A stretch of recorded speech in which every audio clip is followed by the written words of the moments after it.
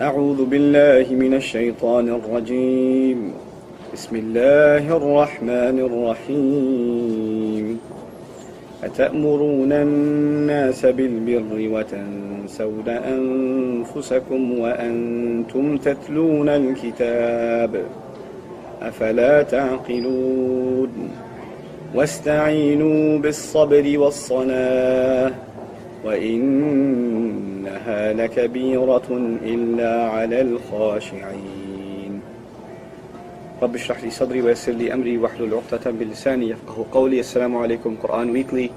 I'd like to share with you yet another reminder, this one particular to those of you that are involved in any sort of Islamic activity. You're volunteering at a Sunday school, at an Islamic school, you're helping out at the MSA, you're working in a youth group, you're helping put a conference together or bringing educational programs to your community, you're trying to help with a soup kitchen or a humanitarian cause, you're running a halaqah for the youth, etc., etc., etc. There's so many activities that many of you are involved in, and you're doing them for the sake of Islam. It also includes learning the deen and attending courses and things like that.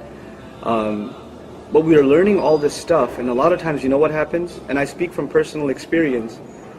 A lot of times what happens is we get caught up in these activities, and there's a deeply widening and gaping spiritual hole inside of us. We're doing all this stuff, but our prayers have become empty, and you don't enjoy reciting Quran. And in your downtime, you're addicted to like entertainment, and you can't help but watch movie after movie after movie, or watch video after video after video on YouTube, like you're watching now. Or, but I'm saying, stuff to entertain yourself, or video game after video game, and you can't help yourself. You're caught in this cycle where every time you're by yourself, you're doing this stuff that you hate yourself for, and you know that you should be doing something better with your time. You just can't get yourself to do it.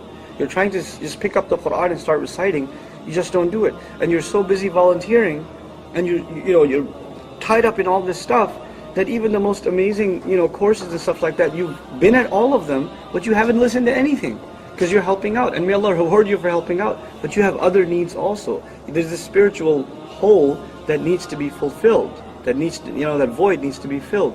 So there are two kinds of services in this deen. There are services you provide for others, for the sake of Allah, you serve the community, you serve a good cause. Then there are things you do in this deen to make yourself a better person. And you have to have a balance between both of these things. The ayah I recited to you was a complaint Allah made to the children of Israel. He said, do you command people to good? أَتَأْمُرُونَ النَّاسَ بِالْبِرِّ. You people command others to good, to doing good. وَتَنْسَوْنَ أَنفُسَكُمْ. And you forget yourselves. وَأَنْتُمْ تَتْلُونَ الْكِتَابَ. And you're the ones that actually read the book. In other words, clearly the person who runs the halaqah, the one who's knowledgeable, the one who does the activities, they're more knowledgeable, and they're the ones telling other people to do good. What about you? What about you when you're by yourself? You forget so easily. أَفَلَا تَعْقِلُونَ. Why don't you get it? Why don't you understand? And so then Allah gives a remedy. If that's your problem, if in your public life you become very active, not to show off, sincerely active even, but in your private life, you've just completely been devoid of spirituality and khushu' in the prayer, then what should you do? وَاسْتَعِينُوا بِالصَّبْرِ. Number one, seek help from perseverance and patience. Be firm, be tough with yourself. Perseverance, part of the meaning really is being tough with yourself. Get yourself up and pray. Force yourself to turn that thing off and go recite some Quran or memorize some ayat, or do some ibadah, make some dua, memorize a new dua or two. Force yourself to do this, sabr.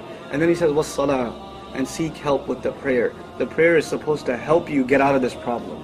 You see, when Allah says seek help, there's a problem for which you seek help. The problem was in the previous ayah. You tell people to do good, you forget about yourself. And Allah says to help you out of that problem, you turn to prayer. You turn to the salah. Now, specifically to the brothers, I want to give some very practical advice.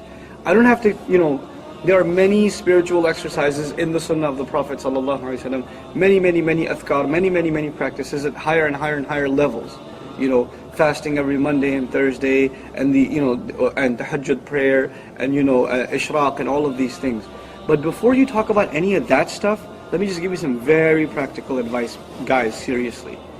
If you can just make it to Fajr and Isha at the masjid, and you can do so for a month, 2 months, 3 months regularly without missing a single one, you've addressed your spiritual problem for the most part.